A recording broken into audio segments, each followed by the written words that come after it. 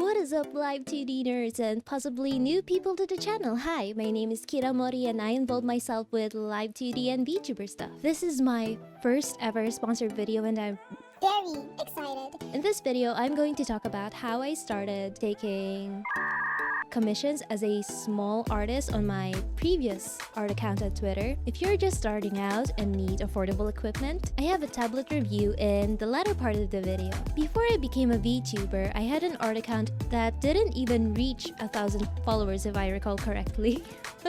Nevertheless, I have been commissioned several times, but it's not big money. With a few clients who went back to me several times to commission more artwork. I'll be giving tips and advice on how you can get started with commissions as a small artist. Number 1. Improve your art continuously. You don't only need to think about getting more clients, but also the quality of the product that you are offering. I know that some people aren't confident enough about their art, and that is okay, don't rush yourself. But if you want a little push, you could ask some friends or mutuals on Twitter and ask them what they think about your art. Do you think there's gonna be a market for it? Or is it the right time to take commissions? Number 2.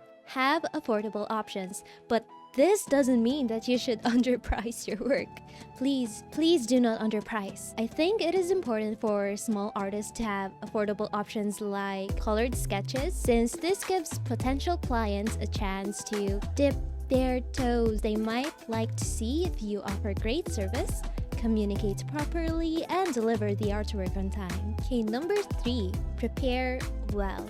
It is very important to have multiple examples of your work for each type of commission or artwork that you are offering. It is also important to have a comprehensive terms of service or commission information page that potential clients can look at.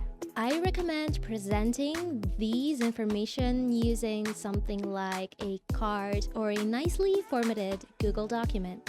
So you can include your artwork, everything that you've already created, your terms of service, your prices, every detail that you want to tell your potential client.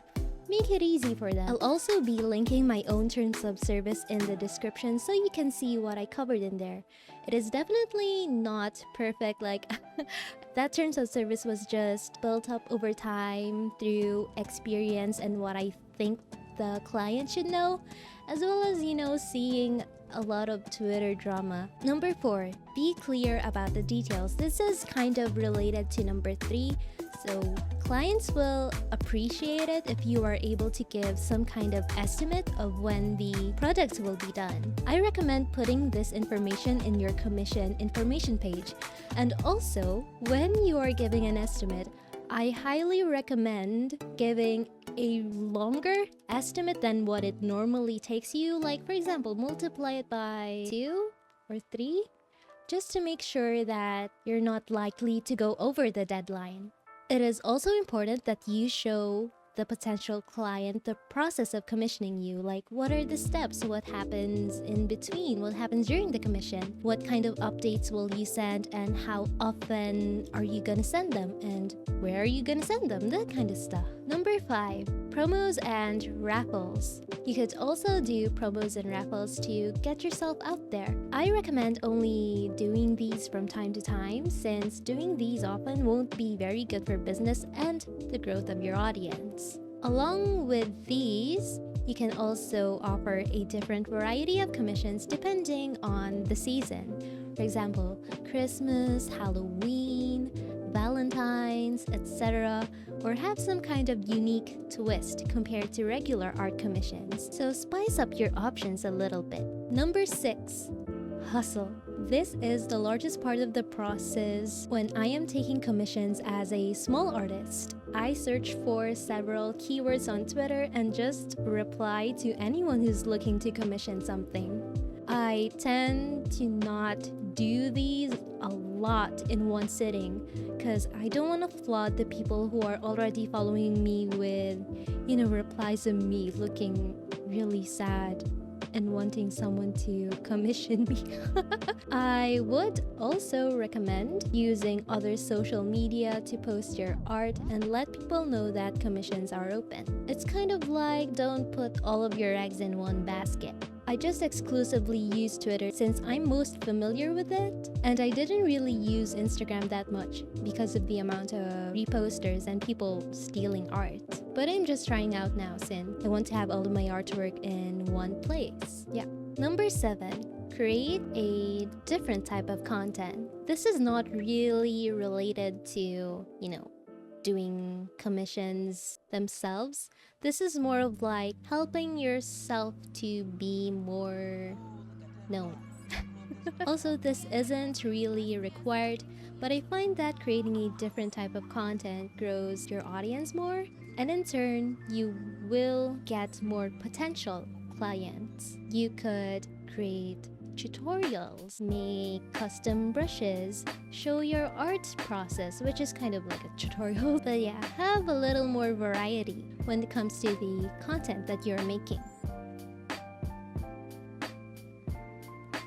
Hi, so I'm just gonna narrate the unboxing. So here is the thank you / warranty card from Gaomon, and there's also a card that shows you the site where you can download the driver. So on to the contents of the box. First thing is the cable. It's a micro USB to USB-A cable. I think that's what it's called. I also like how it has this Velcro cable organizer thing. We also have this pen, which is not too heavy. And here is an adapter for your phone. You can actually use this tablet for your phone only for Android if I recall. And this is the pen sleeve. So you can put your pen there so it won't roll away. And this is the tablet itself. And as you can see, there's something more inside. It's the extra nibs and the manual of the tablet. I actually tried counting the number of nibs here, but I'm small brain. I can't count. I turned off the light so there wouldn't be much glare. That's what the back looks like. It has these anti-slip thingies, the circles. Yeah, and the pattern at the front shows you what the active area is. It also has 4 buttons. And these are all the stuff what was in the box. Installing the driver was easy. Just go to the site, open the file, and then click that, and it's installed. So this is what the interface looks like. You can change the pressure sensitivity curve thingy right here and also test the pressure if it feels good. And you can also change the express keys for different programs. So you do that by clicking the buttons and then inputting whatever keystroke you want. The same goes with the tablet itself. So you just click the buttons and input the keystroke.